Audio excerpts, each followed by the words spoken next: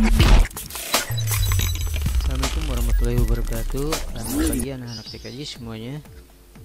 Kita lanjutkan materi bab 2 kita kali ini, sambungan dari proses komunikasi data dan suara dalam jaringan. Kali ini kita mempelajari teknologi komunikasi data dan suara yang masuk dalam kompetensi dasar 3.4, yaitu memahami aspek-aspek teknologi komunikasi data dan suara.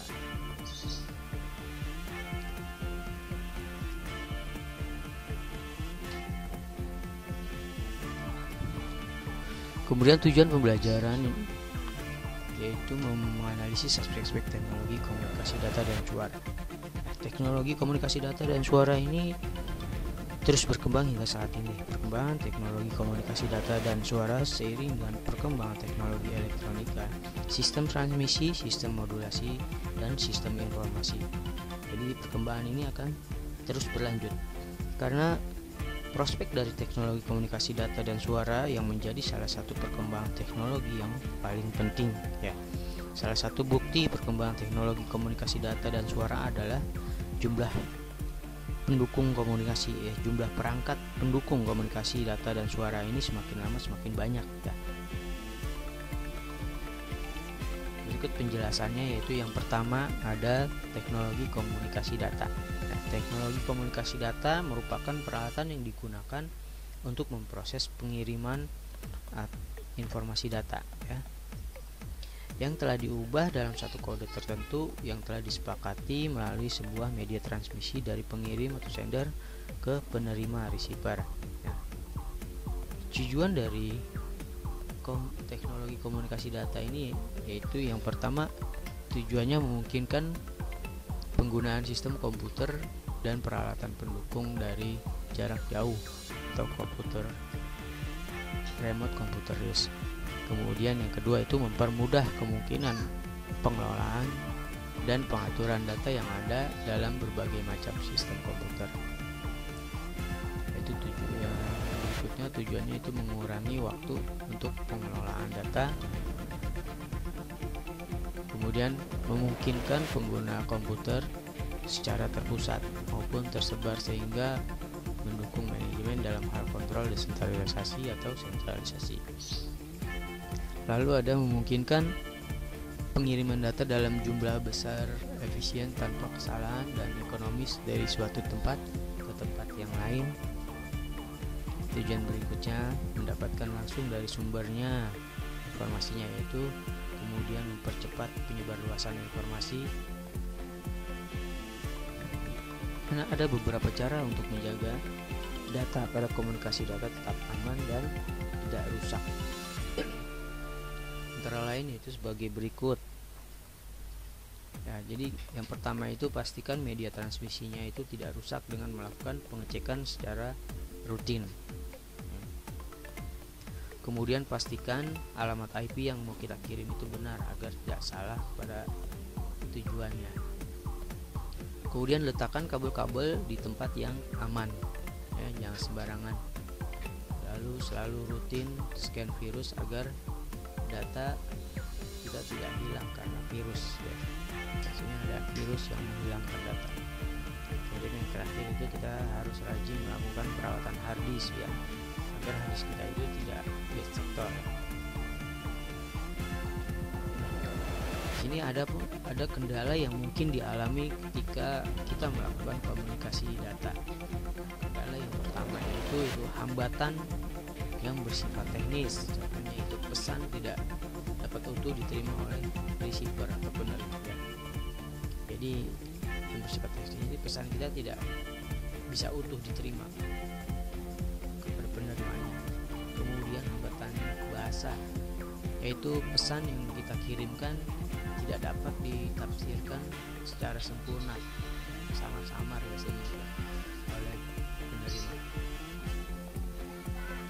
Lalu hambatan bola salju, yaitu pesan yang semakin lama semakin membesar. Kalau yang pertama tadi teknologi komunikasi data, kita lanjut. Berikutnya ada teknologi komunikasi suara. Teknologi komunikasi suara ini memiliki karakteristik, diantaranya data yang dikomunikasikan berupa suara.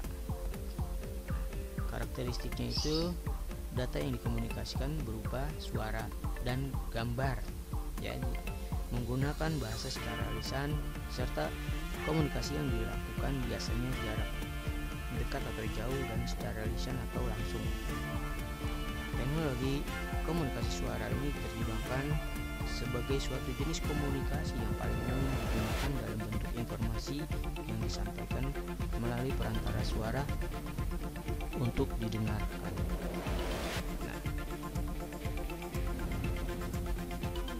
Ini beberapa ciri khas dari komunikasi suara, antara lain yaitu yang pertama, ciri khasnya itu hanya bisa tertangkap oleh indera pendengar atau telinga ya. Kemudian dia itu bersifat verbal atau langsung. Lalu dia itu tidak membutuhkan visualisasi. Kemudian terdapat media penghantar suara. Lalu dapat dilakukan dengan jarak tertentu, kemudian dapat dimengerti ciri khasnya, lalu memiliki frekuensi, kemudian ciri khasnya digunakan untuk menyampaikan informasi, dan informasi yang dikirim dapat diterima. Berikut ada macam-macam bentuk komunikasi suara. Yang pertama, macam-macam bentuk komunikasi suara. Yang pertama itu ada komunikasi radio amatir. Nah, komunikasi radio amatir ini informasinya dipancarkan ke segala arah, tetapi jumlah pengirim dan penerima informasi ini terbatas pada mereka yang memiliki izin beroperasi. Nah, terbatas ya, harus memiliki izin. Informasi bersifat pribadi, misalkan seperti Ferrari ya. Nah, ini contoh komunikasi radio amatir. Berikut macam-macam bentuk komunikasi yang kedua itu komunikasi radio antar penduduk atau citizen band ya. Nah, hubungan komunikasinya bersifat pribadi, jangkauannya terbatas dan kerahasiaannya tidak terjamin, karena semua pesawat penerima sistem komunikasi dapat menerima informasi yang disampaikan. Nah, misalkan RAPI intercom ya.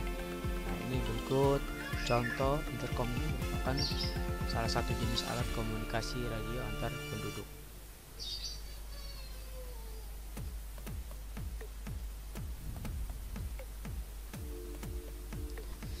Lalu selanjutnya ada komunikasi telepon. Nah, komunikasi telepon ini bersifat pribadi, murni atau niaga. Kemudian jumlah informasi yang disampaikan ini tidak terbatas, kerahasiaannya terjaga, jarak jangkauannya paling luas dan menggunakan manajemen pertukaran. Misalkan telepon dial handphone. Ini tidak asing lagi, sudah banyak mereknya, banyak jenisnya dari handphone kalian. Kita lanjut ke komunikasi radio panggil atau pager ya, paging system. Nah, ini digunakan untuk memanggil penerima yang merupakan pelanggan saya dari pengirim dengan jarak jangkauan terbatas. Ini gambar dari pager. Nah, ini salah satu jenis alat komunikasi radio panggil. Jadi kalau kita tidak berlangganan, kita tidak bisa menerima. Kemudian ada komunikasi siaran radio atau radio broadcasting. Nah, informasi ini dipancarkan ke segala arah dan siapapun diperbolehkan menerima informasi tersebut. Nah, dan informasi yang dikirim bersifat umum. Nah, misalkan radio RRI. Ini gambar siaran radio. Contoh dari gambar siaran radio ini. Lalu ada yang terakhir itu komunikasi radio dua arah ya.